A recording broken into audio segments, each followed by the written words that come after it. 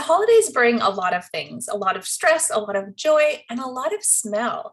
There's so many foods that we associate with the holiday season, from maybe your mom or your grandma's baking to roasting the turkey. There's all different types of smells that we associate with the holidays. And in the wintertime, some of those are really warm and soothing smells.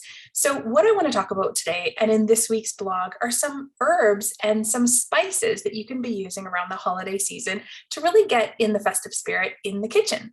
So there's even a couple tricks. So some of these you're going to be baking with, some of them you might be cooking with, and sometimes you can just put a pot on the stove and put some spices in there to create a nice scent before company. Or maybe you want to add these essential oils into a diffuser in your home to make it feel more like the holidays. Whatever you choose, here's a couple traditional favorites around the holiday season. So first one that I want to talk about is cinnamon. You know that cinnamon and nutmeg, that warm, comforting smell. Maybe it's from cookies or from baking. Getting some cinnamon and some nutmeg into your home will really help you make it festive. You could add things like ginger or clove. To me, I love that ginger smell.